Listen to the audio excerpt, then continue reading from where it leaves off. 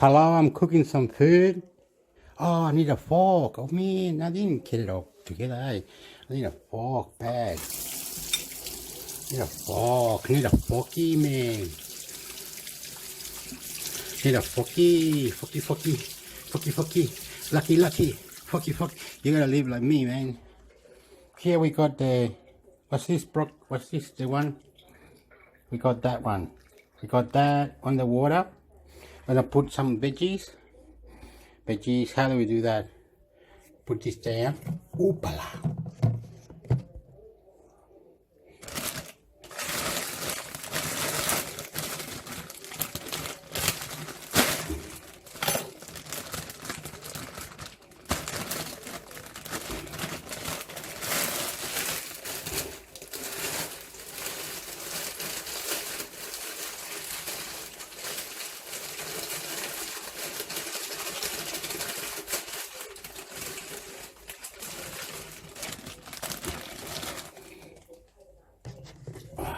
Okay, the veggies.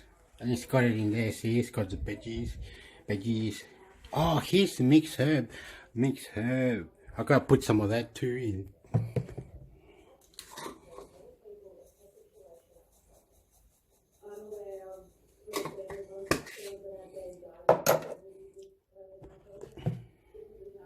Okay, I put some of that, just like that.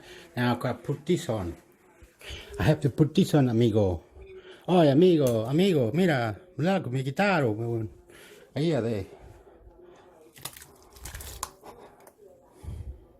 How I put the rest, man. El resto aquí. La mano. Come on, amigo, come on. Vamos. Ahí, hey, look, I put it in there. Oh, the fun's gone funny. Hey, look, it's doing something stupid. I gotta put this, minced meat in there.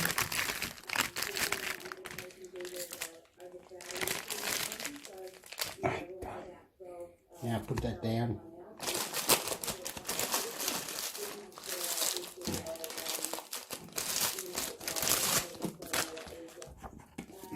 That's the meat. I don't know what's, it's got a line in the middle of the phone. I pressed this. I'm too fucked to go to it. Put it in there. The chicken.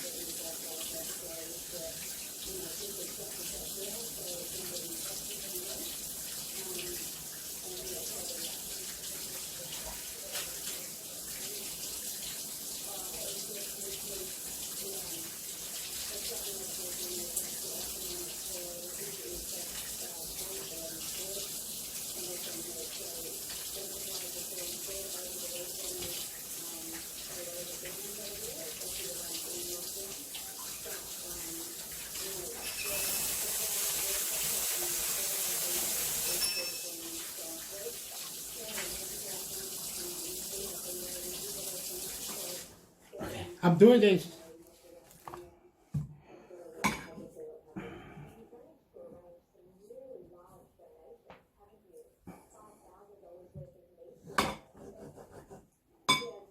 Okay, I have to go to the microwave now, motherfucker.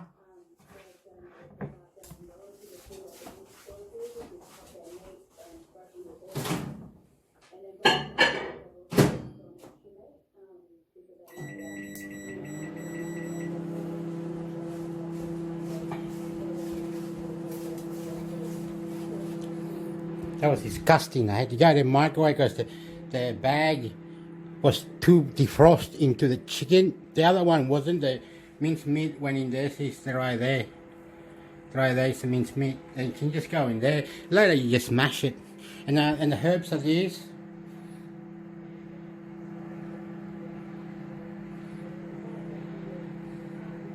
My phone's out of focus. I fucked my phone up. So that's gourmet, garlic herb, mixed herb, and this garlic, and the other one is Thai seasoning, gold blended paste. This is paste garlic, and the onion. That's the onion. And then we put the chicken, the veggies, that, and I might put some olive oil and some vinegar or something. I'll be back in an hour or whenever it is. This is beautifully. I love you. Everything going together from nothing. I do what I can and what I got to do. Soy chileno. Blah blah blah blah blah blah blah blah. La la la la la la la. I am fun. I love you. Te quiero mucho. Okay, the food will be done in approximate all this. So I put all these veggies. Oh yeah, the thing. Let me know. This.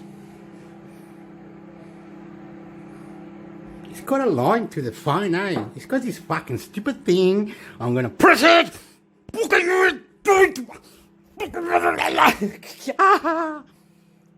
Anyway, it's got that. It's got that. It's got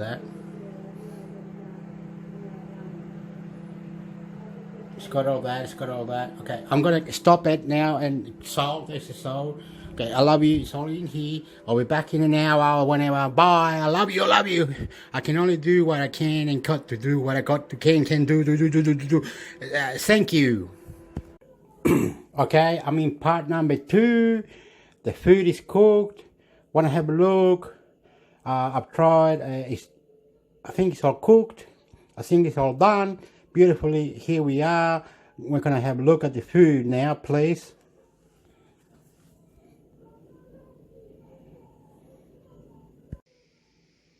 Oh, it cut out.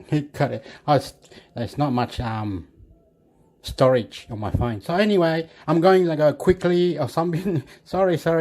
I'm always funny. I'm a funny person. I love you because check this out.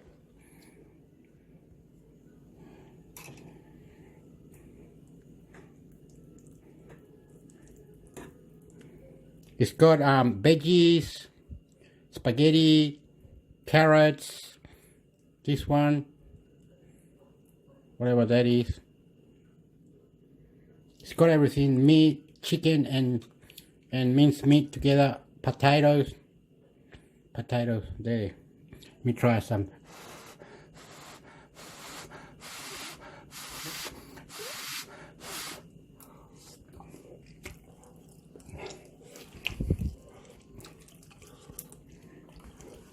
Okay, so over here, and I got it here with a bit of cheese on top. This needs to be mashed up. It's got rice, the food, it's got that, it's got everything. That's what it looks like. It's got that veggie.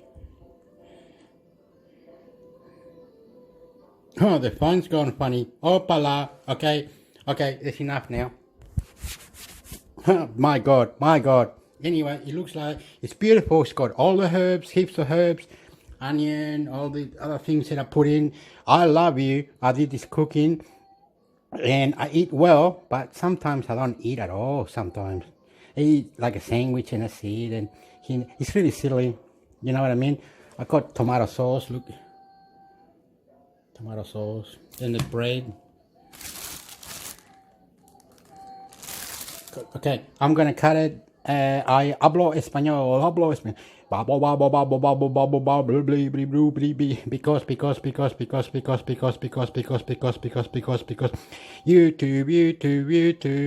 Because YouTube, because YouTube, yoo-hoo. That's my food. It's really nice. It's got everything. It's got soup with different flavors.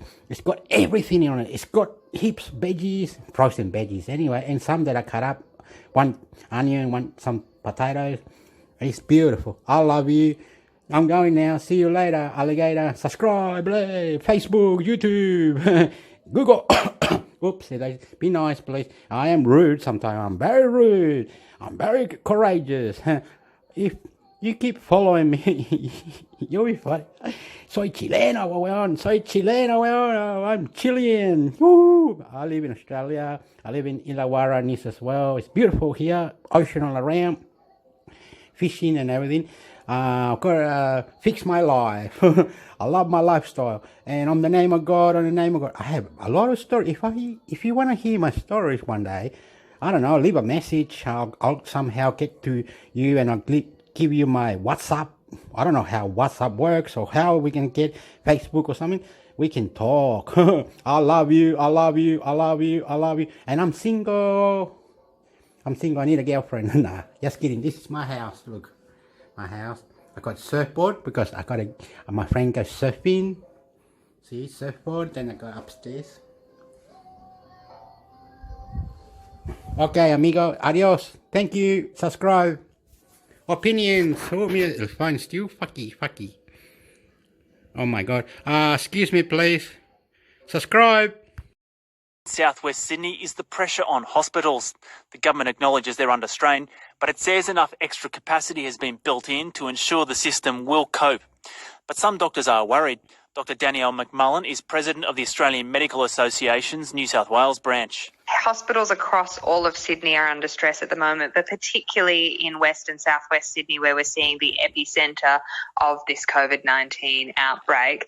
We've seen Westmead Hospital call a code yellow, and I congratulate them for doing so and highlighting that they are under strain and that they need help, and we need to be putting our COVID surge planning into action, which we are doing across Sydney. Is there a risk that people who seriously need medical attention will miss out because of stress on the hospital system? We've still got give in the system for that, and obviously at every part of the health system we will do everything we can to continue providing urgent care to people who need it most. But we know there are people already out there suffering who need tests and surgeries, who need appointments with specialists, who are having their care delayed. And so we do want to see as quickly as possible a return to that normal provision of care. But in the meantime, we are having to deliver care a bit differently to make sure that we can still provide that urgent care to people with. Oops, sorry. I just like to say, having good manners. Say God, God, God, God, God, God. You're sitting there, you're saying God, you're saying this, you're saying that, whatever. But every street, every corner, every place, whatever. It's ridiculous that all the shops are still shut. Hospital doctors are getting affected as well with the coronavirus. Other people are getting affected. Many families cannot go play sport or have crowd in the stadium, or many people are not listening or whatever, and they're not getting done what they need to do, and however, right? Family after family after family after family after family. All right, the government needs to get the healthcare system fixed up and properly. Everybody needs money to survive, to pay the rent or pay electricity, buy a car, buy food, buy this. We all need help. So one another, to the other, very good people, very nice people, family after family. We all need to work together. And if we don't, you understand, family after family, we all going to suffer from the same consequences. So you, them, they, what, opinions, listen and reply, because if you don't go, you see, sexy people, they do exercise, they go to the gym, they go out, beautiful things, they do many, whatever, and it needs to be provided that the government, because to fix this country up, to get it all going together. The corona is going up, it's going down, it's going up, it's going down. It's really ridiculous now. China, America, whoever wants to help because everybody of the family, kids, mother, son, were beautiful people, sport people, Olympic people, champion people, radio people, news reporter, everyone.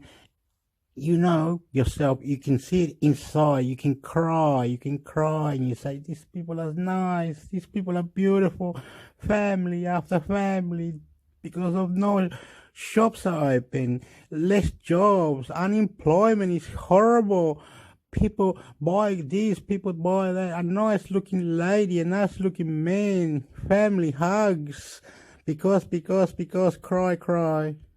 Of the opposition, Richard Miles there. Let's stay with federal politics because this could become quite an interesting story in the weeks and months ahead, because minor political parties will now face a higher bar for registration, and pre-poll voting periods will be shortened ahead of federal elections under new changes passed through Parliament today.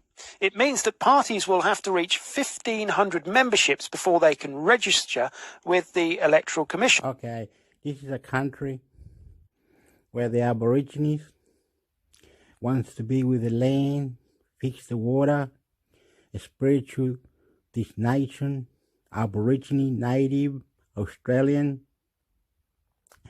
want to be together. But Aborigine Australia are having trouble with the vaccine, and many of them die in police custody. It's really, really sad that the flag doesn't get changed, or political issues are still going, breaking the rules. The government is breaking the rules. The Aborigines, Native are angry because government just dug the ground, or whatever you call it, and created a mining part. And I said, you destroy the ground so you can get gold and copper and all that, but you did it without asking. That's Aborigine land. I don't understand that. And you let China, you let this, you let that. It's really horrible. Look at Philippines. Look at Papua New Guinea. Look at New Zealand. And the government was going about, you're talking about other countries now, are you? Well, you want us to stop digging the ground, or you want us to heritage or something Aborigine, and the Aborigine got really, really upset. I gotta go now, he said. I gotta go now. No, don't worry. You say 1 minute that you kill my people, but you really wiped them out. You understand? And where's God? Where's your God you're talking about? What's this God? Why are you sitting there? I love you. That's nice, sexy people. You've destroyed our culture. Anyway, don't worry about it. Let's not fight, okay? Come on. No more fighting. We need to play sport. We need to write. We need to create. We need to be nicer. Don't worry. If United States is a country, right? Or Joe Biden, whoever owns it now or there later, whatever, because it's political. Realised her time at home was seen as a blank on her resume. It's impossible. In Japan, once you leave your full-time job, it's impossible to return to your original career path, regardless of your sex. If you want to go back to work, you'll have to look for a job at a supermarket, for example, somewhere a student would get. Before anything, don't forget to subscribe. Don't forget I have a lot of stories. Don't forget that I love United States, and I also love Canada and Mexico. You understand? It's got all this. Canadá, Estados Unidos, Mexicano. 15% of senior positions are held by women, and the average Japanese woman's income is only half of what their male counterparts earn. A major reason, many mothers return to the job market at a much more junior level than when they left. At LOF Hotel Shimbashi, Cynthia Usui. I like to say, the heart of Japan, samurai sword, the Olympic Games, the beautiful people there, don't need to lose anymore. No more cry, no more Japan. It's just nonsense. It can't be like this. They want to win. Japan is sexy. Or 60s who are leaving companies. Now, I would say to the government, you should be spending the same amount of money on the women who have been housewives and trying to go back to work. Cynthia hopes that the team she's building represents the future of Japan. But for the country's big firms to also hire ex-housewives, and more crucially, put them back on the corporate ladder, it may require more incentives from the government. The BBC's Marika Oy reporting.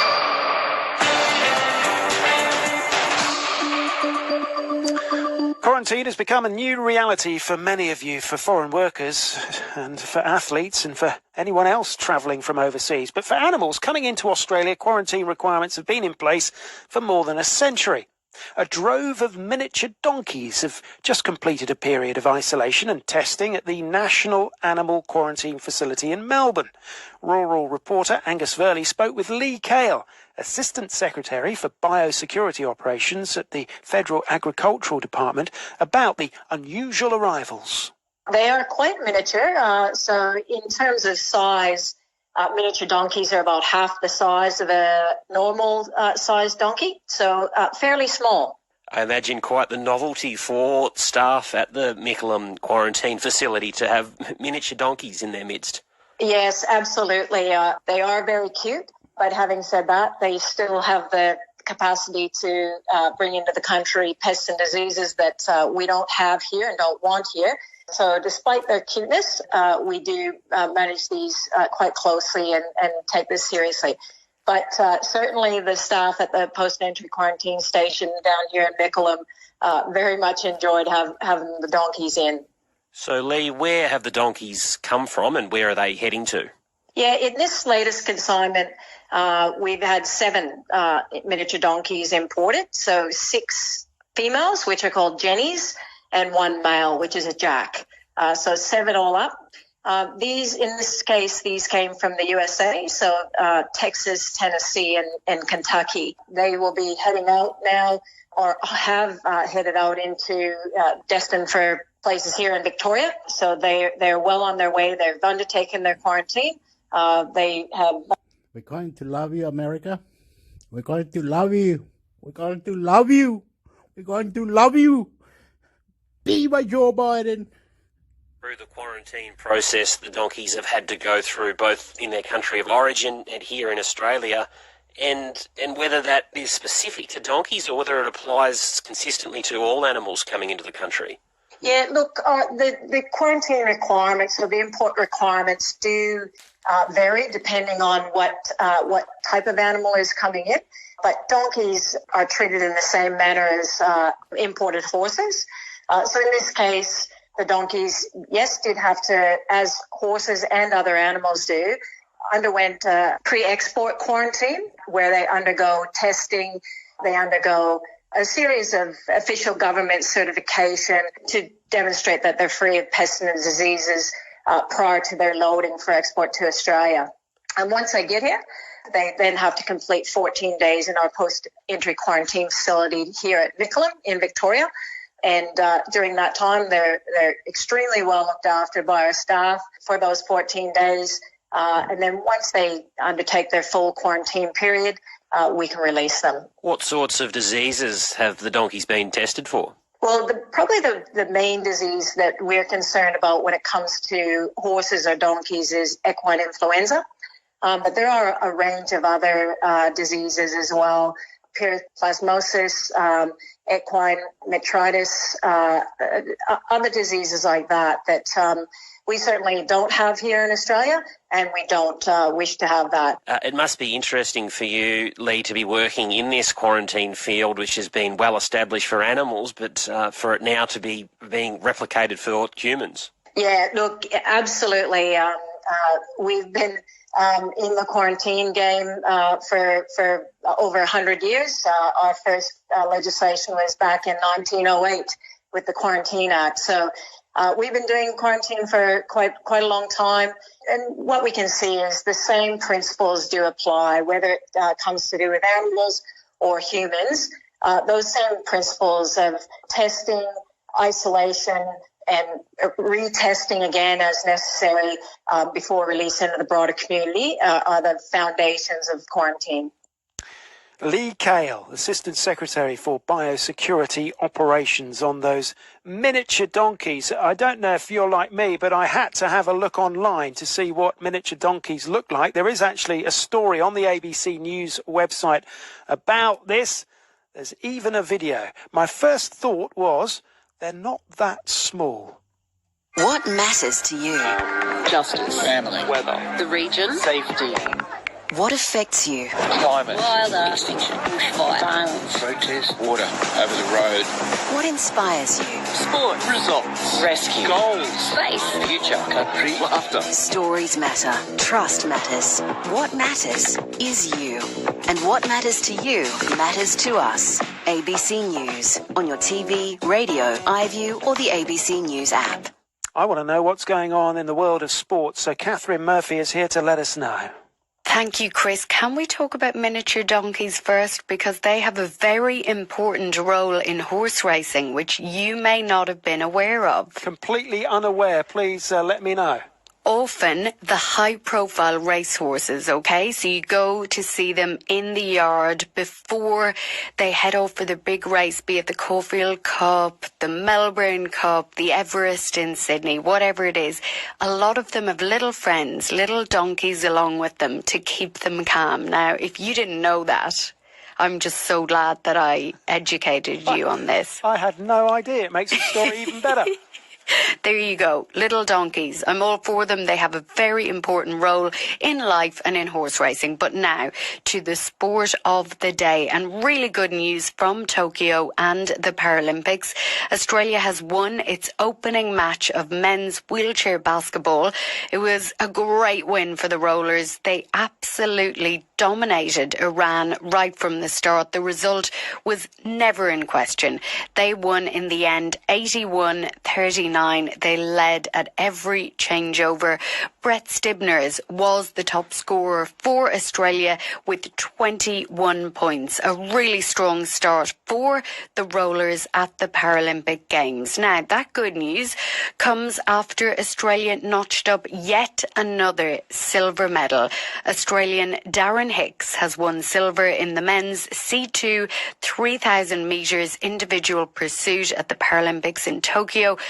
Australia has had so much success in cycling at the velodrome. Of course, we had those 2 gold medals yesterday. Hicks was racing Alexander Lute for the gold medal, with the Frenchman emerging triumphant in a world record time to claim gold. But Hicks got that silver medal, and at 36 years old, it's his first Paralympic medal after he won gold in the event at the World Championships in 2019. Now, there are so many events to watch tonight in Tokyo. We're going to give you a rundown later this evening on what your couch marathon will look like, because so many of us are in an enforced couch lockdown right now. It is great to have the Paralympics to watch each evening. The other big story of the day is the Bledisloe Cup rugby union match between Australia and New Zealand will go ahead in Perth after all. Bledisloe 3 is back on. The match was meant to be played this coming Saturday, that was August 28th, but it was then cancelled when the All Blacks refused to travel last week. Now, they released a statement last week saying they wouldn't get on the flight. They weren't about to go to Perth with all the uncertainty about the Rugby Championship and what fixtures would come after that all-important Bledisloe 3. They didn't travel, but they didn't tell Rugby Australia before they released a statement. And that led to a war of words between New Zealand Rugby and Rugby Australia.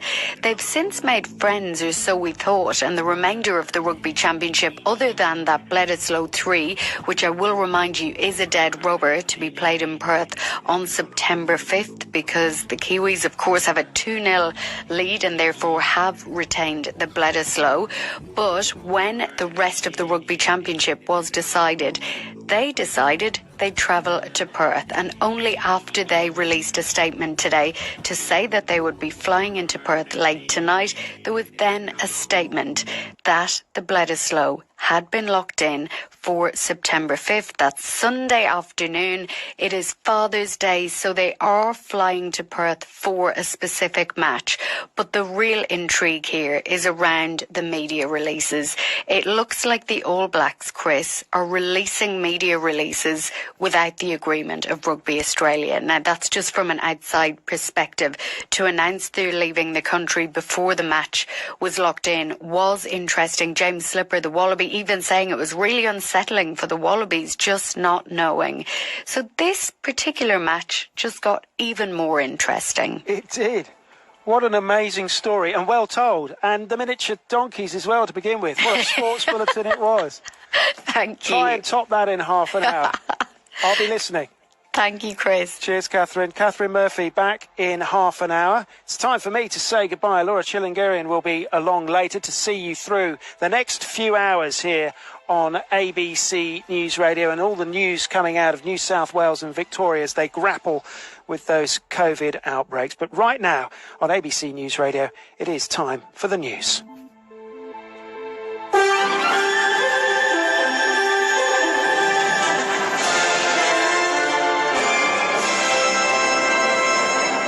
Rachel Hayter with ABC News. The New South Wales Chief Health Officer, Dr. Kerry Chant, says new freedoms for those who are vaccinated are baby steps toward a loosening of restrictions in some of Sydney's hotspot areas. There were 1,029 new COVID cases recorded in the state in the past 24 hours, with around 80% coming from Sydney's west and southwest. From the 13th of September, people in the areas of concern will be able to spend an extra hour of recreation time outdoors if they are vaccinated, while those in other LGAs will be able to gather with others outside in groups of 5. Dr. Chant says it's a small but safe reward. We want to recognise the mental health impacts on the community. By then, in September, the weather will be a nice time, and we know that outdoor spaces are less risk. What we're doing is also incentivising vaccination, because to avail yourself of this, you have to be vaccinated. Regional Health Minister David Gillespie has defended the vaccine rollout in Indigenous communities, saying hesitancy has been a significant challenge. Just over 6% of the Aboriginal population in Western New South Wales is fully vaccinated, compared to 26% of the region's non-Indigenous population.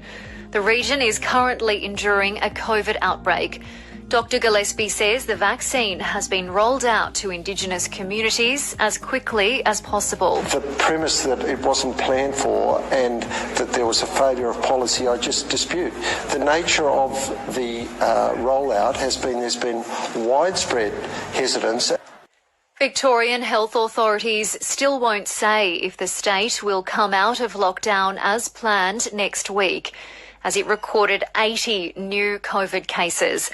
Oliver Gordon reports. With just a week until Melbourne's 6th lockdown is scheduled to end, there are more than 800 exposure sites and 80 new local cases. Reporters asked Premier Daniel Andrews about the likelihood of large crowds watching the grand final at the MCG in late September. Oh, look, it's going to be incredibly difficult for us to have major events anytime soon. That's just a fact. But no decision's been made on that, and I'm not here to make any announcements about that. Authorities say the lockdown is working, but remain concerned about mystery cases. They've urged people to get tested as soon as symptoms arise, with reports some have waited more than a week.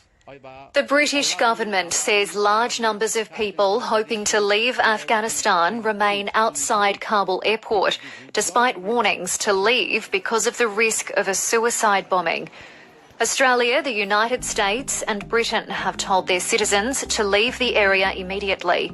British Armed Forces Minister James Heappey has warned there's a real threat of an imminent attack and says it's concerning people are still gathering there. The crowds are still very large, and that reflects, I think, the desperation that people have, and we would not be sharing the intelligence or the threat that we know of if we didn't think it was credible, imminent and lethal.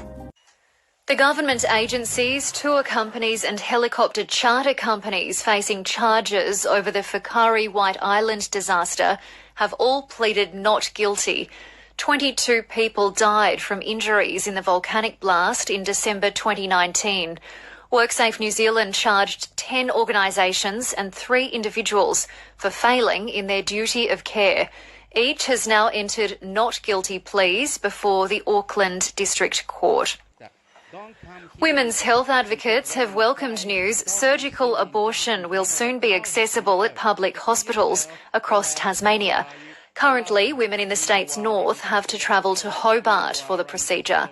Today, the state's health department confirmed surgical terminations would be given higher priority at public hospitals in the north and northwest from the 4th of October.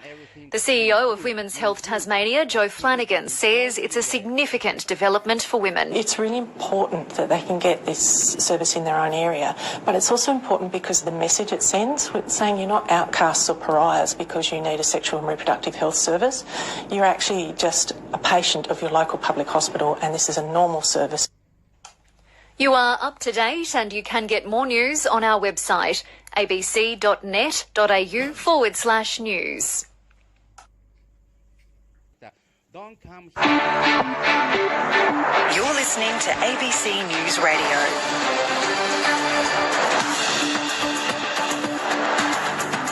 Hello, Laura Chilingirian here with you for the next couple of hours, and welcome back if you've been listening to Parliament throughout the day. Coming up on the program, New South Wales records over 1,000 new COVID cases, a first for Australia since the start of the pandemic. You'll hear from the Shadow Health Minister. A ballooning Delta outbreak sees life grounding to a halt in the Victorian city of Shepparton. And Queensland announces plans for a second purpose-built quarantine facility. Well, for the first time, Australia has recorded more than 1,000 coronavirus cases in a day. There are 1,029 locally acquired infections in New South Wales in the latest reporting period. 3 more people have died from the virus, the youngest a man in his 30s. Despite the number, the state government has announced a slight easing of restrictions from September the 13th, allowing fully vaccinated people outside of areas of concern to gather in groups of 5 outdoors. And up to almost 6.3 million vaccinations have been handed out now in New South Wales. Now, for those who live in the 12 Sydney LGAs of concern, households with all adults vaccinated will be able to gather outdoors for recreation. The federal government has also confirmed the lockdown for regional New South Wales will extend to midnight on September the 10th, with the virus continuing to spread outside of Greater Sydney. Victoria's COVID case numbers have jumped. 80 new cases have been detected, 41 spent time infectious in the community. And it is better news in the ACT. 14 cases there, all but 1 were isolating at home. Mark Butler is the Shadow Health Minister and says the slight easing of restrictions in New South Wales is some positive news today. Well, I'm sure it will come of some relief to the people of Greater Sydney and more broadly through New South Wales, who have endured 8 weeks now of lockdown, really strict lockdown. And it's hard for them to see, I'm sure, much light at the end of the tunnel. And they're doing a fantastic job getting vaccinated to the extent they can. There are very serious supply constraints, we know, still in places in Western Sydney and southwestern Sydney, which my colleagues have been raising.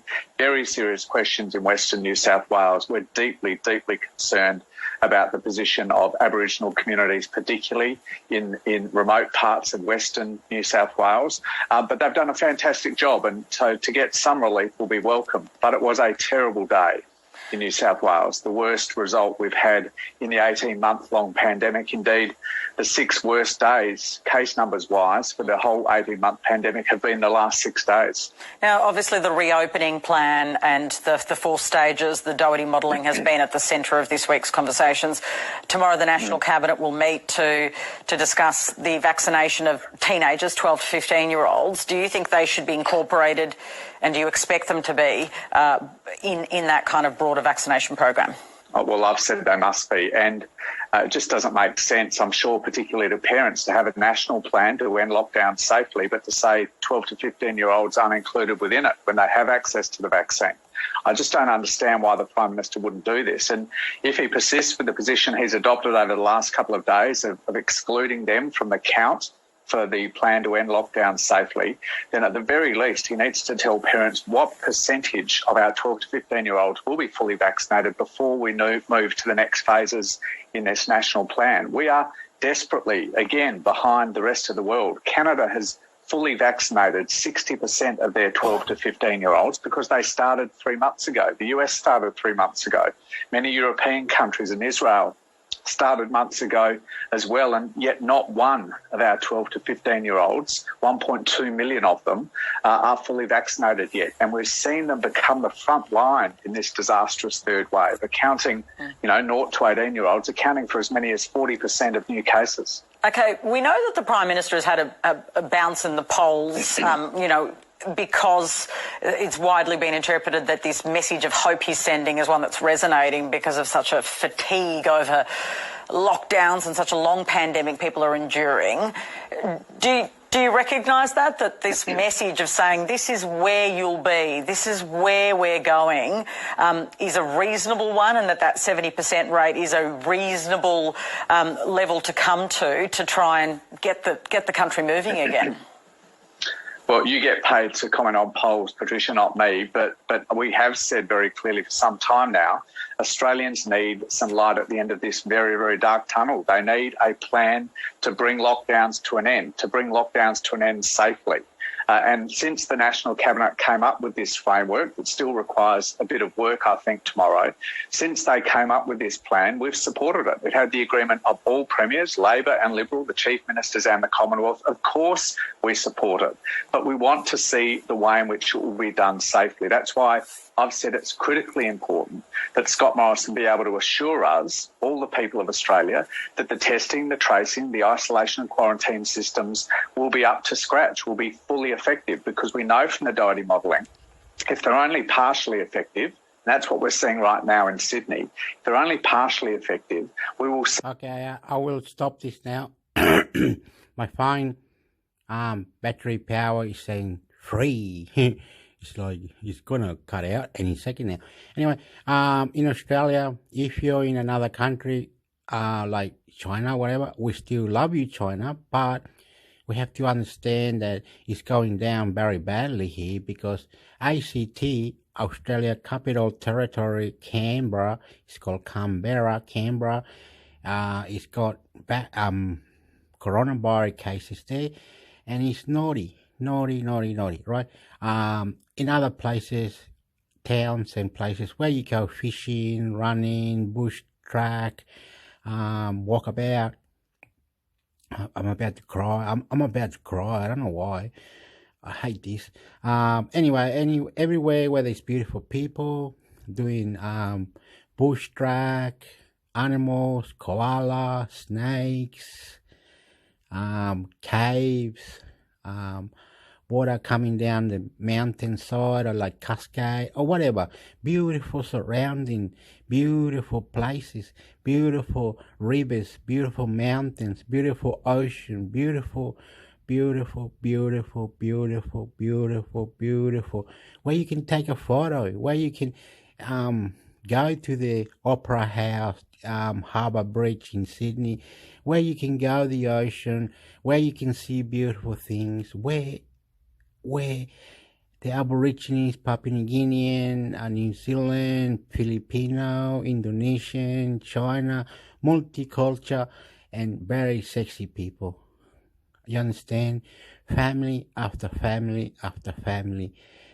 You hear the news, you see the news, you be the news, whatever, and people has come for tourism, airports, frontline, the Australian Army can only do what they can and how they can do it, right? From the men to the women to the army, because Afghanistan has problems. So they went there to help Afghanistan and many other places. We We need to. Okay, at the end of the year, might have restricted this coronavirus. By now, by then, by later, any opinion, family opinion, political opinion. Our Prime Minister of Australia is called Scott Morris. I'm Hector El Chileno. I'm Chilean, and I live here in Australia, and I love it. But we need to work together in a way that we all need to be vaccinated, right? If vaccinated means to get the vaccine and all that, can the vaccine kill the virus and then go home? Can everybody infected, is it? I don't understand it. Why we die, where we go, on the name of God, right? They say an animal is called platypus. Google it. Platypus. It's got a beak in front, a really big one. And it's really, look, my battery is really now on to, I really need to stop now. Anyway, anything you need, anything you want, it's all in your heart to believe. And if you don't believe, like China, America, whoever it is, political, family, related, or whatever, I love you. My phone now is saying 1, and I'm better go. Opinion. I will the champion. I will the champion. Mental health. I will be the champion. New South Wales, Australia. I live in Illawarra, Australia. My mum lives in Canberra, capital.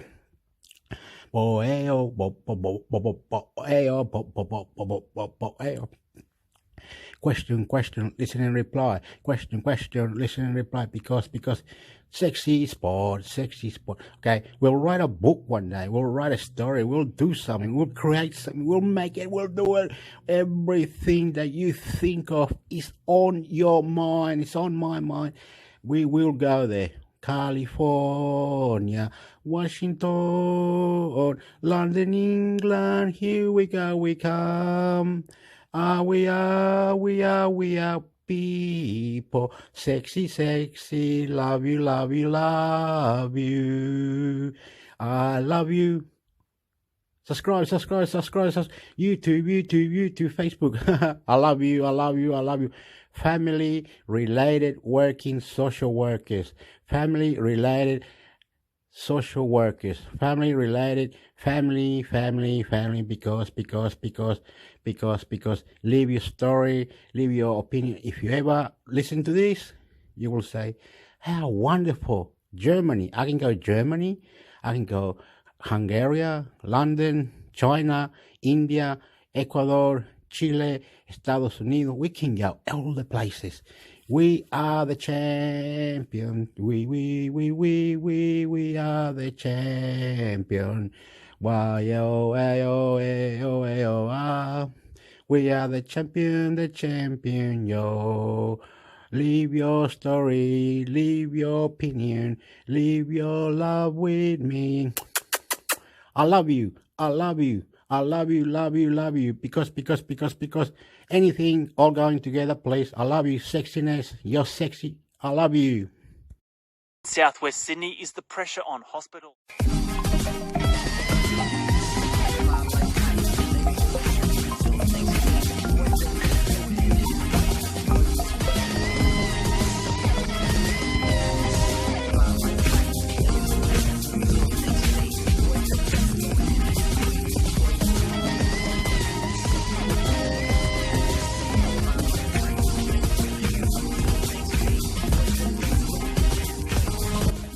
El ritmo de la música.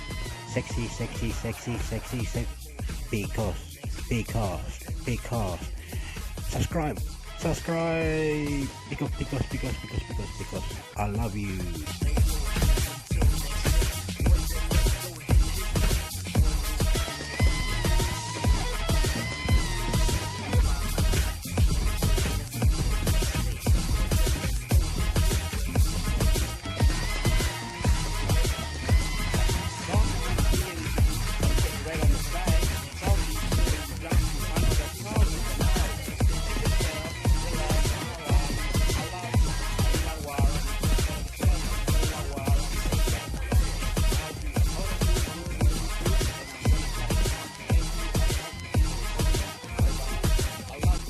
God. Sexy and you know it.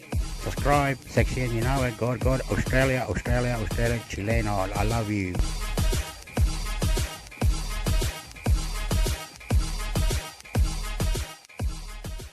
I know this is a video.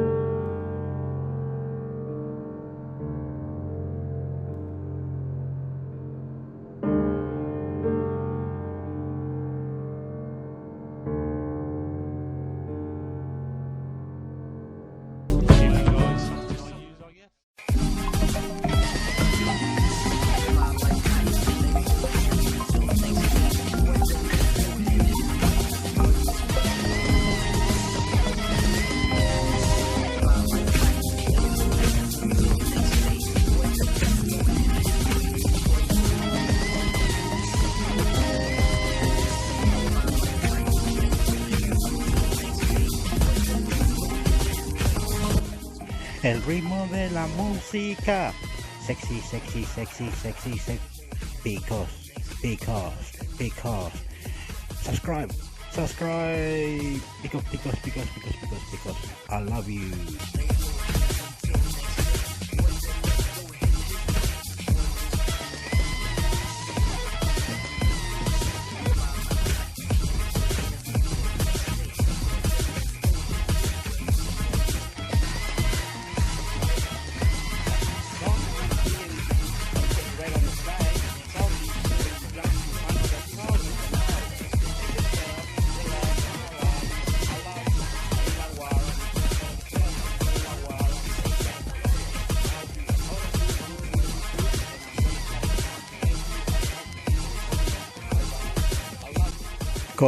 God, sexy and you know it. Subscribe, sexy and you know it. God, Australia, chileno. I love you.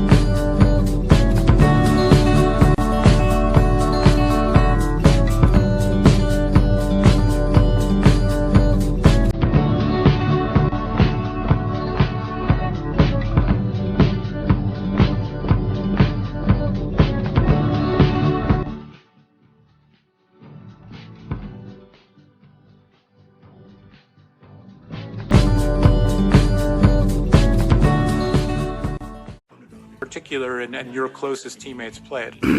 Okay, NVIDIA Shield or NVIDIA. Okay, I can't go straight away, Paul. Okay, wait up. Talking in English. I've lost the plot. Opinion, listen and reply. Opinion, listen and reply. I am motherfucking listening carefully, reply. Listening carefully, reply. NVIDIA, a website or any technology website has created a new computer, most advanced one, NVIDIA, www.nvidia Technology America has created a new computer, wants to start a new robotic, wants to create new everything, and if they could, how can they, or whatever it is they do and how they do it, I will not understand. Mixed technology, mixed places, mix this, mix that. How can it be? Listen and reply because, listen and reply because, listen and reply because, listen and reply because. YouTube,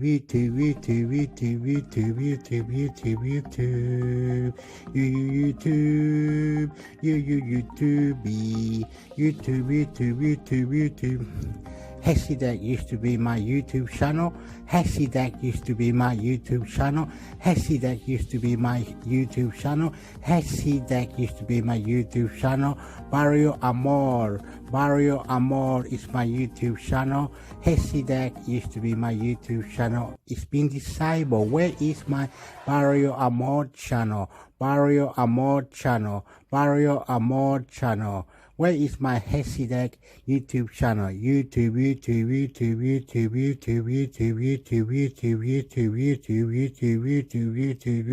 Where is my Hasidak YouTube channel and my Barrio Amor channel? Hasidak YouTube.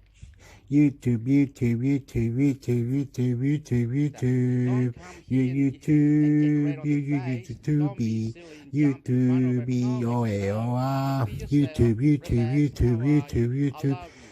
Copyright, YouTube. Where you at,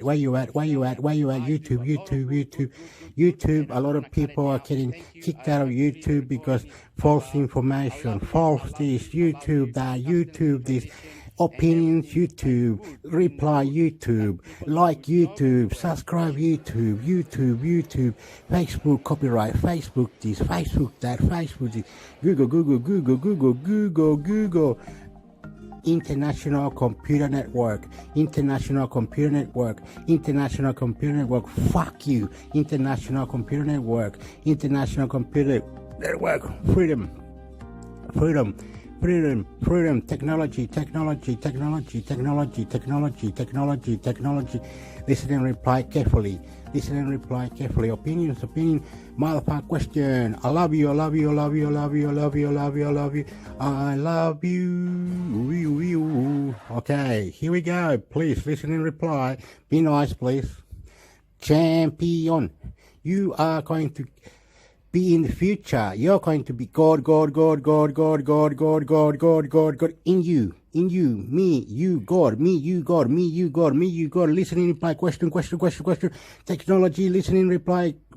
I love you, technology. International Computer Network, Facebook, YouTube, Google, chips, China, America. I love you. New computers, they create new computers, NVIDIA computer, Apple iPhone is number one technology. Apple iPhone, number one technology.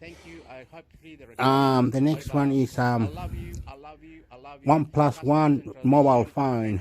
Love you. Receptor. People do good job everywhere. They should. Wow.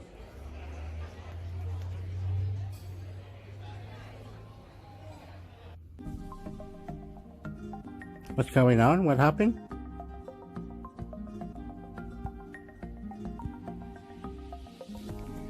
YouTube.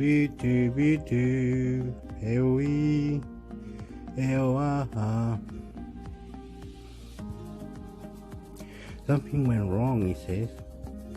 Something went wrong. What's went wrong? Call it the robotic hand. I don't know if that's quite accurate, but the machine basically can then read those signals coming in, translated through your system, and then translate those signals into the appropriate motions, finger motions and other motions.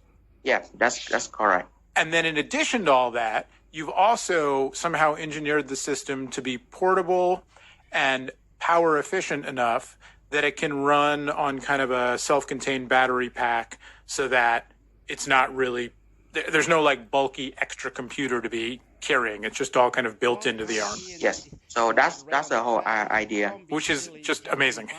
Were you working on systems like this and then, somehow came across this person, Sean, or were there kind of multiple things already in progress? Like, how did it get started? And then what was the role that, you in particular and your closest teammates played? So the work that we mainly working on actually started a long time ago. Since my undergrad study, I've been working on, I'm specialized in analog and mixed signal integrated circuit design. So I basically design a tiny neural interface chip that can allow, communicate between computer and the brain or peripheral nerve. And for a very long time, we developed a lot of neural interface chip that getting better and better in terms of performance.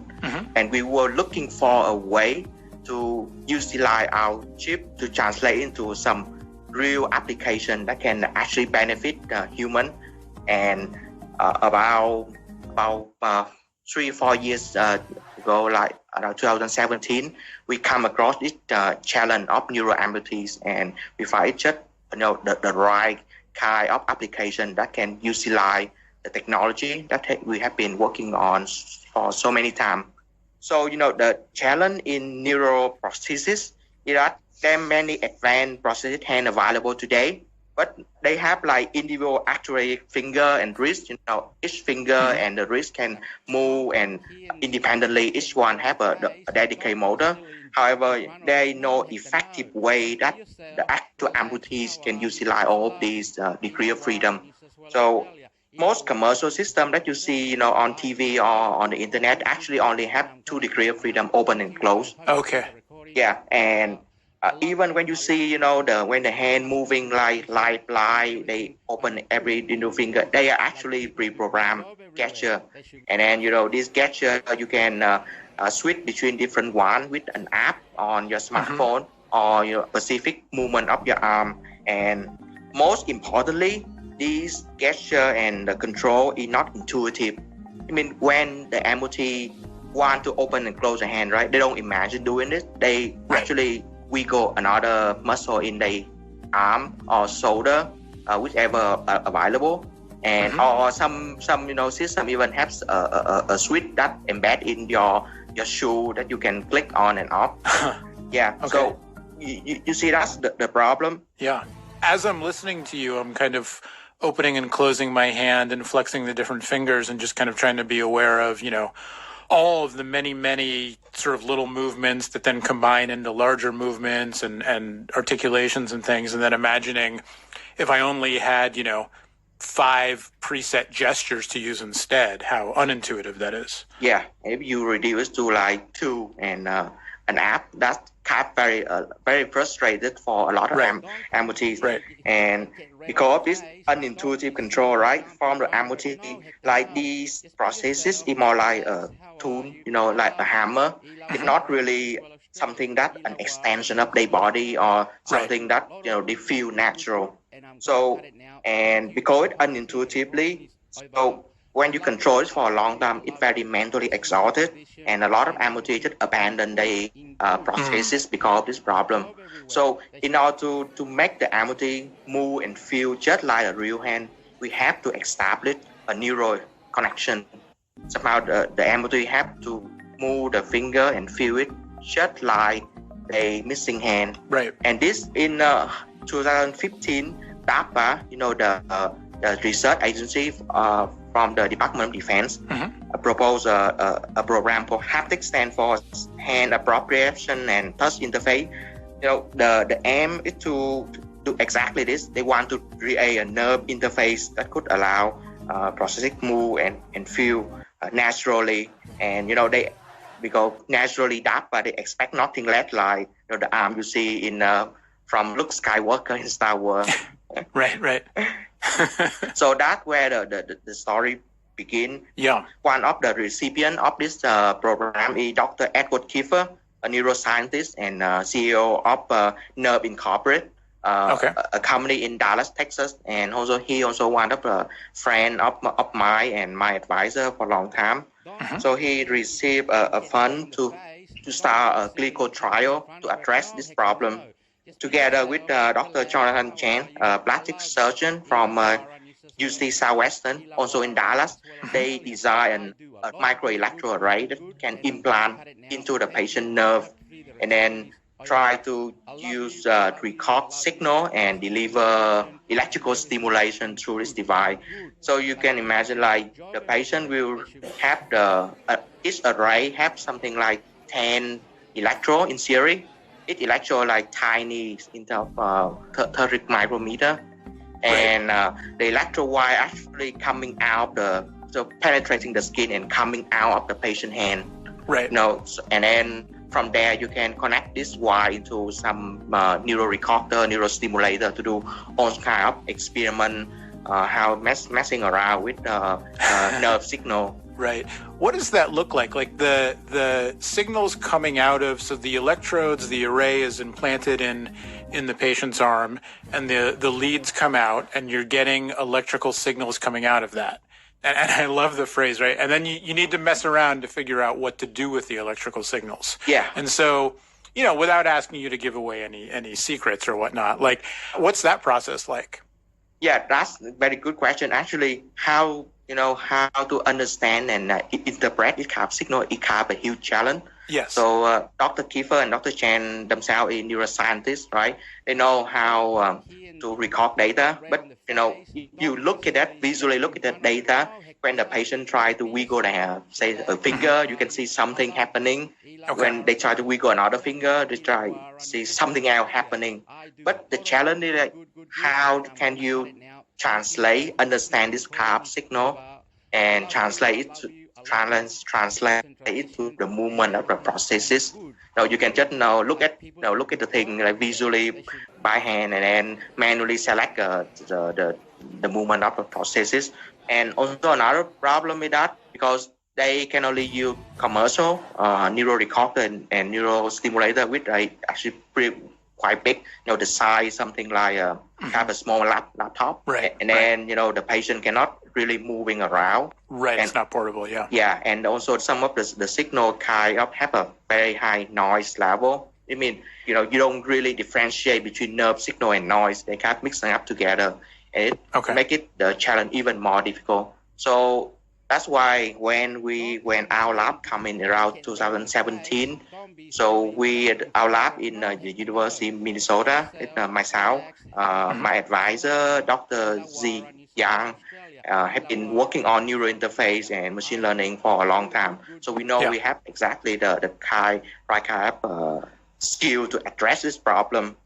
We first begin to replace the commercial system with our neurointerface chip, which is kind of the chip itself is like 3 by 3 millimeter in size. Okay, so it's small. Yeah, it's really tiny. So in theory, you can actually implant the chip inside the patient arm with the appropriate, shielding and packaging. But for the experiment purpose, we still plug it in the wiring outside, right? Okay. If you were to implant the chip, how would it get power? Yeah, it must be wirelessly power. Okay, right. So you have a chip implant inside the arm, but you also have to got some external piece that wirelessly beam power inside. To wirelessly power. Okay, right. And also take out the neural signal, also wireless.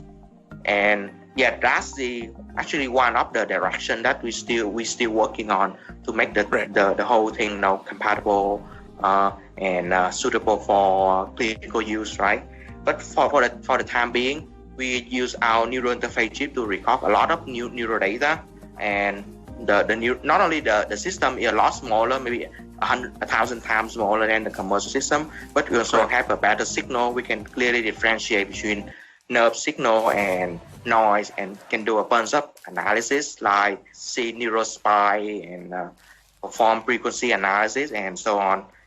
So the next development in computer natural is, so now we have a bunch of neural data, and we have a crowd truth, like we know roughly how the patient's supposed to move his finger.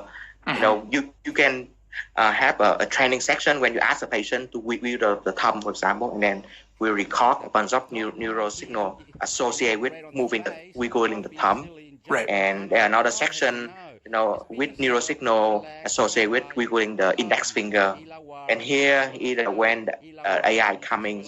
So we have this very complex signal, and we have a prediction, and AI is just especially deep learning is just a perfect solution to read that kind of signal and then translate this into what the patient's supposed to move.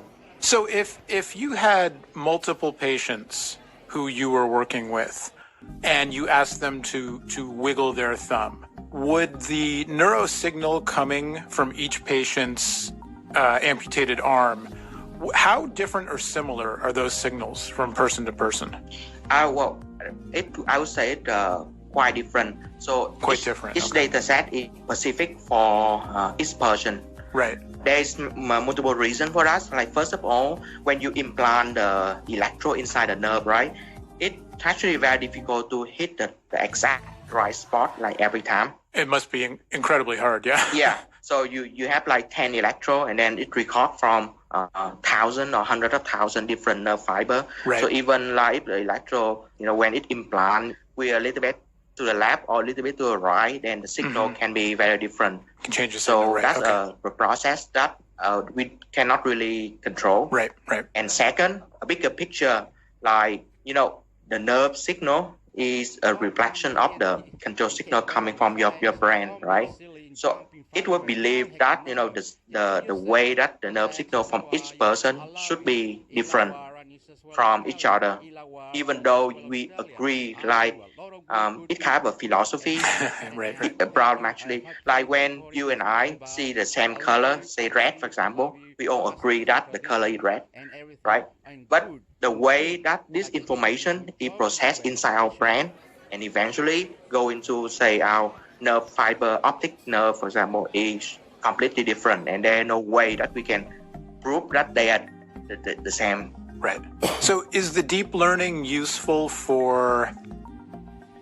Okay, I stopped it. I think they created a new arm, new legs, all artificial intelligent arms, electric arm, electric legs because people has lost their arm and their legs around the world. And disability, say you're praying to God, and God is gonna return your head, your body, God. It's about God, right? God, think about it. God has to return you the baby. God has to return that person that died. God has to create something to kill this virus. God has to do this. God has to do that. Why is God not doing the technology that God needs to be done? Why are we slow on a technology? Say you're there sitting there and you're talking about the angel, and they're going to say, oh yeah, the archangel, 6666, the devil. What the fuck is wrong with you? Get fucked. No good. God is created because God is powerful, right? And there's many gods, right? Who knows? Who knows what goes out of space? China goes out of space. India goes out of space. America goes out of space. Why do we all go out of space if we don't find heaven, God, the Bible? What is the truth of extraterrestrial and all these things that this Chinese bloke reckons he can create artificial arm, electric arm, and this, you lost your legs, you lost your this, you lost that. Where's God then? What the fuck's wrong with God? YouTube. Subscribe. I was meant to go here now. And I meant to oopala.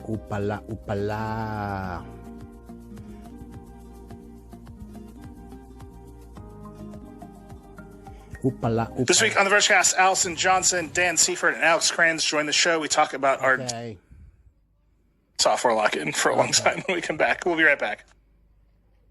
I've stopped it now. Something to do with the technology that is making everybody aware or something, and if not something, because love and care and everything that's going together, like technology, Apple, Google, you gotta clean your settings on Google Gmail. You gotta clean your settings on Google Gmail. How do you clean Google Gmail? How do you clean Google settings? How do you do better on Google? How is Apple going? How is United States Joe Biden going? How is the world going? How? Listen and reply. There's a God out there. There's a God. Think about it. God, right? He's powerful, right? And if there's too many gods, it's like, what are you doing? Creating gods for? You're creating gods. You know, in another dimension, they're creating gods, right? And they're saying heaven. When you die, you go to heaven. When you die, you go to heaven. But at that second when you die, right, your death is so powerful that technology cannot feather that. You might be sitting there going, I love you, family. Technology, I love you, opinion, because, listen and reply, subscribe, YouTube. Back. It used to be that medical benefits were reserved for our physical health. Medical, dental, vision, all that good stuff. But your people deserve more, especially after the year we've just had. And even if you have those top-tier policies with coverage for weekly therapy, no one ever complained about having too much support from their employer. With Calm for Business, companies can provide their employees with the consistent mental health resources they deserve. With an expansive library of breathing breaks, guided meditation, lo-fi music, and hundreds of stories to lull you to sleep every night, businesses can help their employees stress less and rest better. Calm even has programs specially designed for the workplace, like the aptly named Mindfulness at Work series. Right now, Calm is offering a free well-being ebook for HR and benefit leaders, and 1 month free after you attend a free demo when you go to calm.com/verge. Get started today at calm.com/verge. Once upon a time, there lived a princess called Rapunzel.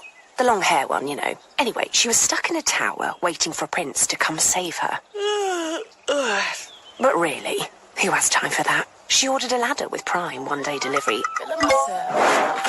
And she was out of there. And started a hairdressing empire, obviously. Thank you, the colour is so perfect. Which is killing it, by the way. And the prince? Well, who cares? Prime changes everything. We're back. Like I said at the top of the show. Actually, a lot of things happened today. Mm-hmm. Right, it was like a pretty sleepy week, and then today was like a tsunami. So part of it is our fault. We published a huge piece. Sean Hollister had been working on it for months. Ever since the Apple and Epic trial was over, he has been diligently reading every email that came out of discovery in that trial. Yeah. And sorting them. So he put up a huge piece today that's, did he end up at 107, I think? Yeah, over 100. It's like 107 just like revelations from this trial. We're not going to go through all of them. You should read the piece. It's amazing. He's got all the PDFs, like all the receipts you could ever want. Like Sean's got a store. It's called the Receipt Store, and it's just receipts from Apple versus Epic.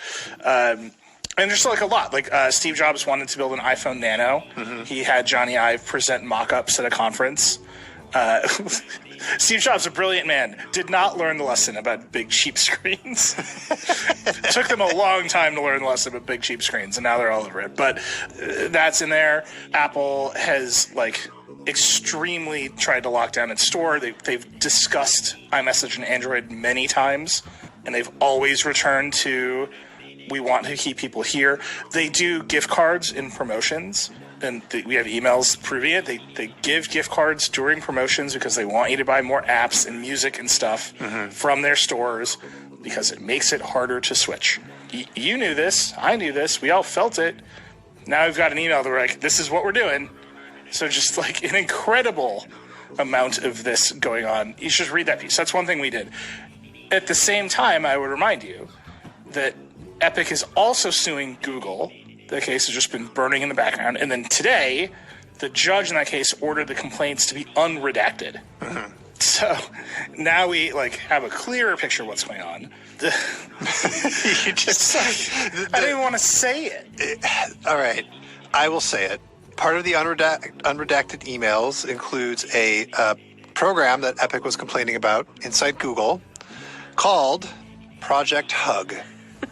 Okay, so there is this project. Still not going to say it. So Epic is like, they're going to leave the Play Store. They're going to do Fortnite, right? Android's open. They can do their own store. Google, I can't believe they called it this. PH. Google launches Project Hug to hug the other game developers. Yeah. To like pay them money and give them free marketing so they won't go into Epic Store or any other store. Google's teams are like worried. We've got in the complaint, they're worried that Epic's going to go arrange a deal with Samsung, other phone makers, get better splits on revenue, basically have their store preloaded with Fortnite, which they kind of did with Samsung for a minute there. Mm-hmm. So part of this game, this is a quote, it's hug developers close and show love plan. A surge plan to throw extra love/promotion at top developers and games, including other Tencent portfolio companies, because Tencent, big investor in Epic. Basically, this amounts to they spent hundreds of millions of dollars on secret deals with 20 developers. That, quote, they had deemed risk of falling to Epic's contagion. Contagion. Wow. This is all, like, for a plan called Project Hug.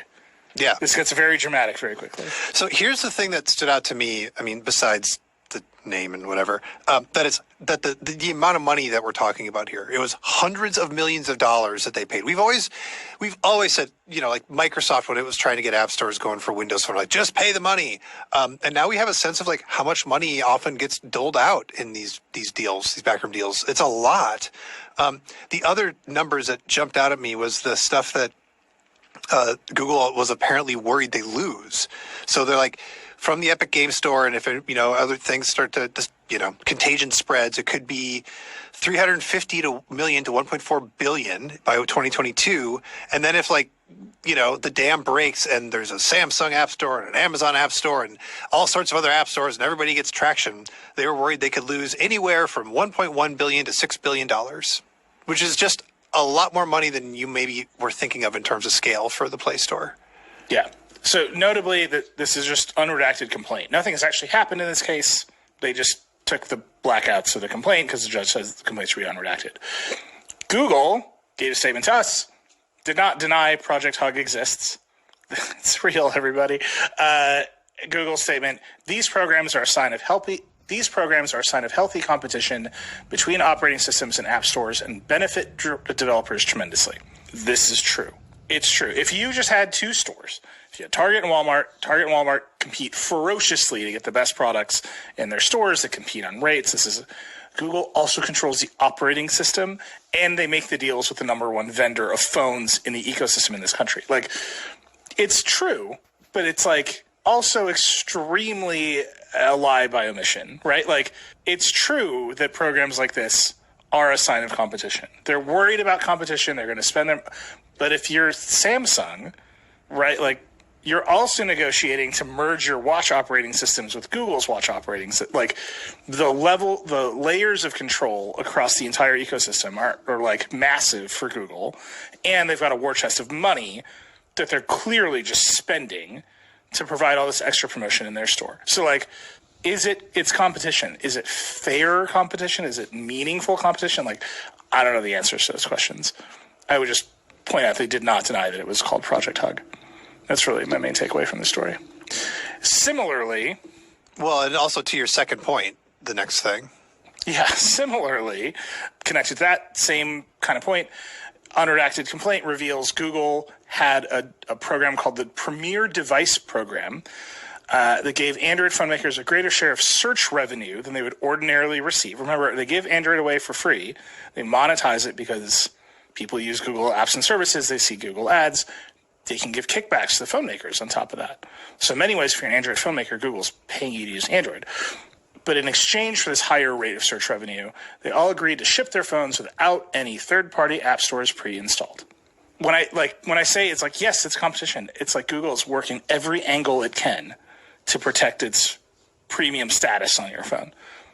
And this is just one of those, man, it's icky, right? It's just like, Dieter, you and I have talked for years about, like, every time we use one of these modern devices, like, we know there's like some sequence of deals in the background. Yeah. That is preventing us from having like real choices. And this is, well, here is the deal. But is this also why, like, a lot of that bloatware that carriers used to just shove on your phone that you hated, is that why it's gone?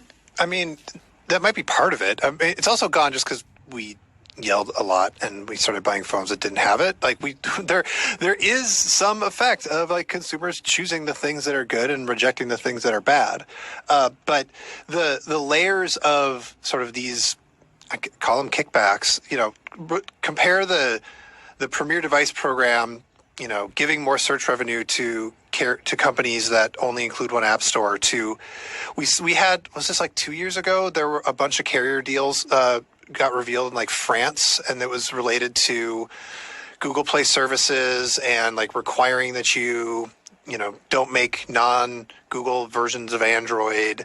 And there was money spun up in that as well. So this is not Google gives away the operating system, and then Samsung or Xiaomi or whomever picks it up and then makes a phone and everybody's happy. This is a very complicated set of deals behind all of these phones. And I think what makes this worse for Google, we've obviously spent a lot of time talking about Apple and Epic because that trial happened. But Apple and Epic, like, the fight is very narrowly about the App Store, Apple's control of it, their arguments for needing to control the App Store. And, that you can just fall down the rabbit hole of whether Apple can have a monopoly over the iPhone, right? Like, that is a very complicated argument to understand. Some people, and like Epic obviously believes it. Apple obviously uses its control in various ways that feel anti-competitive, but at the heart of it, they're like, it's our phone, deal with it. With Google, they have all of these deals. It's their operating system that they have given away for free, that they have touted as being open, that they are proud of, the amount of competition, all these other app stores, they point to all this stuff.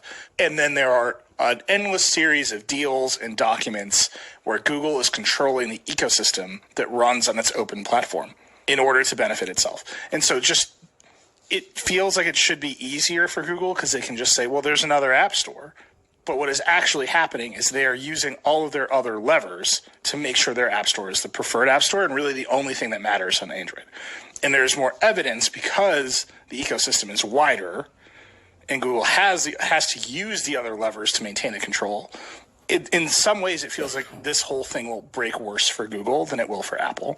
Right. Or we will hear more about how Google does it. Whereas, Apple's emails are like, why would he do that? People would switch from the iPhone. And just rationally, this makes sense. Yeah, that's like a normal thing. Google's like, we can't possibly have anyone use a different Wi-Fi stack, which is like a real thing they used to do, or a GPS stack. And then they put the boot down on Motorola. And this is like a lawsuit they've had. And we've gone through this with Google before. And the fact that they have to use the control, the fact that their control is influencing a bunch of partners means that it's very obvious when they exert the control. Whereas Phil Schiller sending Craig Federighi an email being like, that's a bad idea, does not feel like an exertion of control. Right. We'll see. I think that, like I said, I think this one's going to be a lot wackier. Last revelation from this also revealed that Google had a gigantic plan to counteract Epic by building its own gaming division that would indeed also ship games on the Mac, which is very funny to me. Finally, someone's going to break that one. They're going to figure it out. It's pretty good. I don't know. They also try to horse trade with Epic to get Fortnite on Stadia. Mm-hmm. And Epic was like, no. That's not a lot. Yeah, like I said, just a lot coming out of these two trials, a lot of emails, a lot of evidence that these companies are, in fact, trying to control your experience on the phone. Yeah. That brings us to Dieter's new segment. Our new weekly segment, I think it has to be weekly, that we call This Week in Lock-In. Dieter, what's happening this week in Lock-In? Well, Tom Warren broke the news wide open of just how Microsoft is changing Windows to make it even more difficult to change your default browser away from Edge. It's so petty. It's so normally you just you have a pop-up, you click the one you want, you're done, and then, oh wait, I want to change it. You go into settings, you find wherever the default browser thing is in settings and whatever. But the way that... Whoa, what happened? Whoa, that's naughty. Very naughty. He's doing this a lot, eh? He just cuts out whenever he wants to, my friend. It's really silly. Anyway, if he did cut out, he just went snap. Okay, don't worry about it. Okay, what they're trying to say is that they got new computers and everything, and IP addresses and everything going together, technology, right? You can get a third-party store. You can get anything now. If you put your mind together, you can get whatever you need. It's not funny. You know what I mean? You can get a third party on APK on your NVIDIA Shield. If you're smart enough, you can get anything you want on your NVIDIA Shield. You're right. Don't lie to me. Anyway, what was I meant to do? Something about God, YouTube, technology. They're coming with a new computer, right? It's a laptop. It's Apple one. It's already been created. Things have been issues to be created. Right. They got the computer chips, the new one, M1 chip, and all this technology that is incredible. Right now we're going to change it because it snapped. Did you see what happened? I didn't know how this works, right? You're beautiful because you're beautiful because,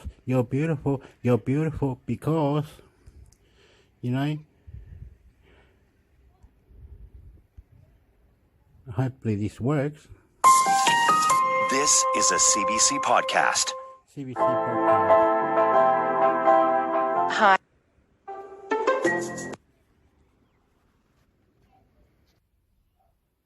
In the way that they were trying to define Aaron O'Toole before the Liberals or the NDP could define him.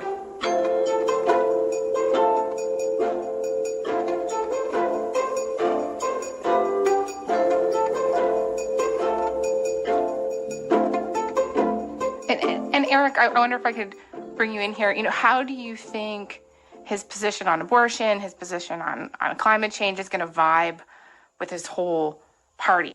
I think it is going to have some impact on how his own party supporters and members and donors feel about the party. The question is whether it's going to really have an impact on their vote. We have seen that support for other parties like the People's Party looks to be a bit higher than it was in the last campaign, but it's an open question whether those people are actually going to stick with those parties or will come back to the fold. I think what Aaron O'Toole is doing here is he is trying to present himself as more of a progressive conservative, certainly not the candidate that he presented himself as during the Conservative leadership race last year.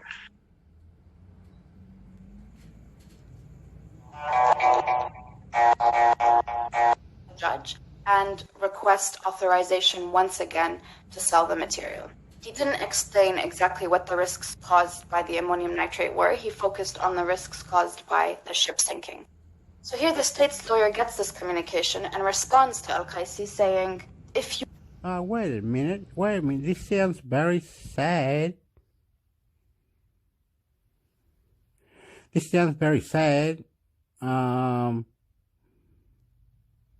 I don't understand it. Why is Lebanon, or if you were on Lebanon, responsible for the Beirut blast? Okay, doesn't matter. Why is Lebanon running out of money? The country Lebanon. What's going on there? Why are they running out of money? Why is Venezuela? I don't know, that's not going to talk about. I'm just going to talk about Lebanon, right? But why is Venezuela as well, or other countries, are running out of money? Coronavirus has killed economic access to projects in one country to another. So you spend money on buying this vaccine and helping to kill the coronavirus. And in the meantime, they're doing that, whatever I just said, and you kill the economics of that country and they got no money. What the fuck? You killed it. This is going to go for an hour now. I'm really, really sad. I'm about to cry for planet Earth on angels and God, angels and God, angels and God, angels and God. Why are we all dying, and why are we all have to believe that with death is very close to us? Why economic collapse? Why our countries are not having the capacity to have money to buy food, to buy a house, to live, to love? No, you killed it, China. Thanks, China, for coronavirus. YouTube, Facebook, Google. My God. China, you have many countries now. They cannot do what they wanted because you made them all broke. You broke them. You killed them. They got no money. Singapore should be powerful. Philippines should be beautiful. Sweden, Denmark, Lebanon, Israel.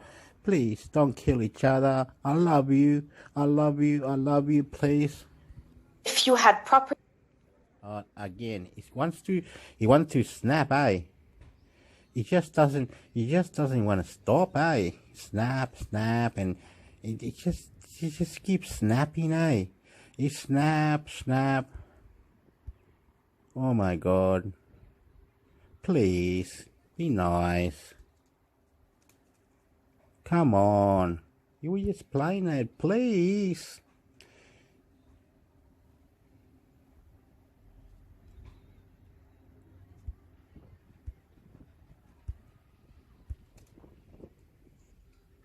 response that we were able to find from Al-Qaisi to this communication by the Cases Authority. And for a couple of years, the communication between the ministry and the Case Authority stops and is resumed then when Yusuf Fenianos becomes Minister of Public Works. And he sends, I believe, 3 letters that we were able to find, requesting that the Case Authority take additional measures in order to sell the ship and its cargo. Now here, what we thought was really bizarre is that why did the Port Authority keep insisting on selling or re-exporting the cargo when the measure that they could have unilaterally taken themselves was store it in a way so that it wouldn't pose a danger to public safety? But we saw no indication whatsoever that they tried to improve the conditions of the ammonium nitrate storage. Instead, they kept sending these requests to the judiciary to sell or re-export the material. We don't know why that is. It's possible that somebody was seeking to profit off of it, or they knew that this would prolong the situation of having the ammonium nitrate at the port. Who knows? But they had authority to secure the material, and we didn't see any indication that they tried to do that. Those are some major red flags there. Exactly. So the section in the report here is titled Profit Not Protection. Why were they not trying to secure the material and instead focused on an avenue that would generate money? And then the really baffling thing is the judge of urgent matters kept saying he doesn't have the jurisdiction to sell. So what did the case authority then do on the request of the minister Finianos? They went straight to the enforcement department, Da'irat al-Tanfiz, asking them to sell the ship and the cargo. By that point, the ship had become a shipwreck. And there is a legal text that allows the enforcement authority to sell shipwrecks. And so the enforcement authority authorized the sale of the shipwreck, not the cargo, and appointed an expert to go and appraise the shipwreck to see, what they should sell it for. Now, the ministry, after having for years tried to get this measure done, refused to pay the 700,000 Lebanese lira to the expert that the enforcement authority said should be paid before he begins his work. The ministry kept saying, no, we won't pay him until after he does his work. And the enforcement department said, no, you need to pay him 700,000 Lebanese lira before he starts his work. So the first expert declined to do the job before being paid, and then they had to appoint a second expert. He also faced several months of delay and difficulties before he was able to get to the port in order to do the inspection on the shipwreck. Right. It cast doubt on the authenticity of the requests and the urgency to sell the shipwreck and the material, because they had been trying to do this for years, and they kept sending letters to the case authority and the judiciary saying, this is urgent, this is urgent, this is urgent. And then as soon as they're authorized to do it, they then don't pay 700,000 Lebanese lira, which at the time was just under $500, to enable the expert to do his job and then move forward with the sale. Yeah, the question for me here is, does this speak, though, to anything nefarious, or does this just, bureaucratic incompetence? And this is a sort of unknowable question, right? Exactly. We're not able to attribute intent, but all of the evidence taken together really raises a lot of red flags and questions around what the intention of the ministry was. Right. And so here we've kind of gone through the public works ministry aspect of this. Where does the finance ministry come in, and the Lebanese army as well? I mean, we're now several years later. So the finance ministry is the ministry responsible for overseeing the customs administration. And the customs administration is responsible for goods coming into the country. We, through evidence, through documentation, can see that high-level customs officials were warned repeatedly about the dangers posed by the ammonium nitrate. The first warning that they received was from Colonel Joseph Scaff in February of 2014, while the ammonium nitrate was still on the ship. So he said in a letter to various high-level customs officials that this ship was carrying ammonium nitrate. Ammonium nitrate was very dangerous and potentially explosive, and so the ship should be moved back from Beirut's port onto the breakwater so as to protect the public. The ship and the material on it should be placed under the supervision of the security entities at the port. The port had several security entities, including the Lebanese Army, General Security, State Security, and Customs itself has its own security apparatus. That's why some customs officials have military titles. So he gave this warning. In response, there was an internal investigation launched by some customs officials into why ammonium nitrate wasn't declared on a shipping document called the Unified List. This Unified List was described by Riyad Baisi, an investigative journalist, as the ship's passport. It should list on it goods that are being transported by the ship, including goods that are prohibited or monopolized, so that the security agencies can then conduct additional scrutiny on these goods. So what this internal customs administration investigation found was that the ship's maritime agent, i.e., it's the Lebanese company that is responsible for the paperwork of the ship in the country, didn't declare the ammonium nitrate on the Unified List. So then they went, one part of customs went to the other part that's supposed to receive this document and asked them, why weren't you given this document? And was the material, the ammonium nitrate, mentioned on another shipping document called the Transit Manifest? So initially, this other part of customs refused to receive this request for information. So it was escalated within customs. And then from the top, they gave the orders to comply with this request for information. And what customs said, the excuse that they then gave for not investigating this violation by the maritime agent, is that according to some archaic customs regulation, goods that are prohibited or monopolized didn't need to be mentioned on the Unified List if they were mentioned on the Transit Manifest of the ship. Okay. Which is a bit bizarre. And then said, and anyway, these goods aren't considered prohibited or monopolized because, but their trade in the country is restricted because the nitrogen grade of this material is below 34.5%, which means that it's not considered prohibited or monopolized goods, and so it didn't need to be mentioned.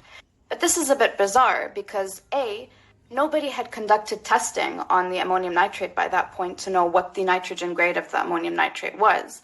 And B, the law doesn't say 34.5%. The law actually says 33.5%. So it's unclear where they got that number from anyway.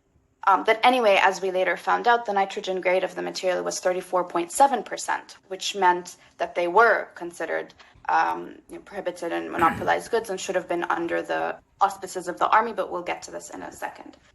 So then customs decided to excuse this violation without any further investigation. So here also this raises a lot of red flags as to, why this material wasn't mentioned on the Unified List, and then nobody was held accountable. I've stopped it. I've changed it. I've stopped it. It's gone forward. It has a play. Come on. It's been snappy, today. Snappy. Very snappy. The Prime Minister then disputed that he told you this. They didn't dispute that he told us this because this is verbatim, but they said that they didn't mean, he didn't go through it. Doesn't mean that he didn't read it. It means he didn't go through it in a lot of detail. But again, it was in the first 2 paragraphs, the 4th line of the report. So if he had read it or gone through it even, he would have known that the ammonium nitrate was explosive. And number 2, his office said that he didn't actually mean 30 pages, that it was hyperbole commonly used in Lebanese culture. Okay, I'm gonna stop it now. The lady was really very, very beautiful, this lady. She's very, very good at listening. I could listen to her all day long. I'm from another country. I could listen to many, many things. I could listen to shit on toast. I could listen to you. You can listen to me. Okay, I'm gonna explain something. Lebanon has a bomb or something went off a few months ago, and that bomb, whatever it was responsible, right, for the blast, right, okay, in Beirut, the blast in Beirut. But anyway, it's got to be nice to people. We can't kill Lebanon because Lebanon is a country in Middle East, and Israel has to stop bombing each other with Palestinian. Syria has to fix itself. America must well create a army base in Syria, like a humongous one where you can have, say, 50,000 in this one base, and then have another base in another part of Syria, and have another 50,000 and patrol the area, do things, whatever you want to do. America, do it. You control the earth, America. We don't really care anymore. It's all right. God is here.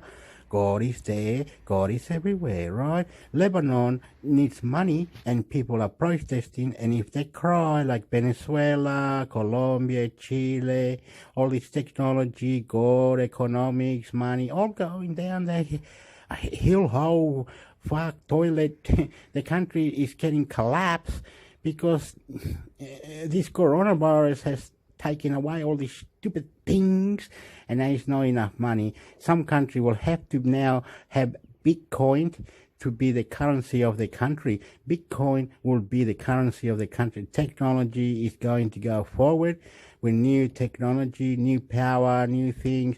Joe Biden is very busy person. YouTube is busy. Facebook is busy.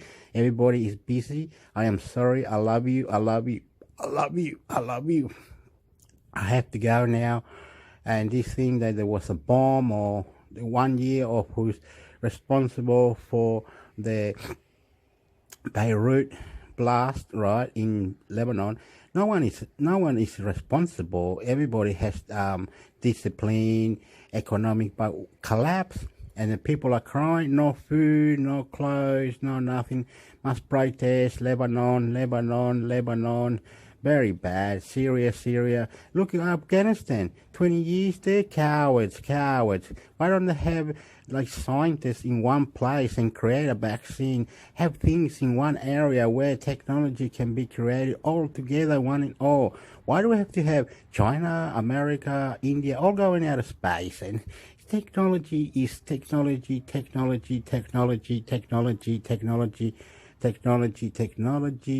I'm going to cut this off now. I'm going to say that someone's guilty.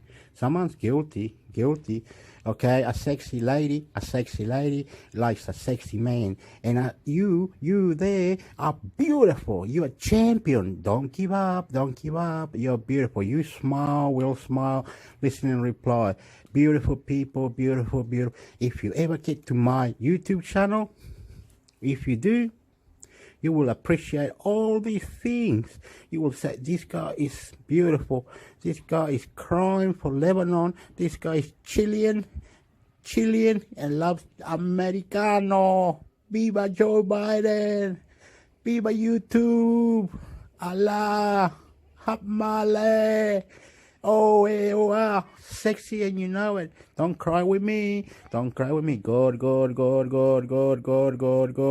Subscribe. God. Subscribe. Sexy ladies, I love you. Please listen and reply. Please be nice. Thank you. I love you. Particular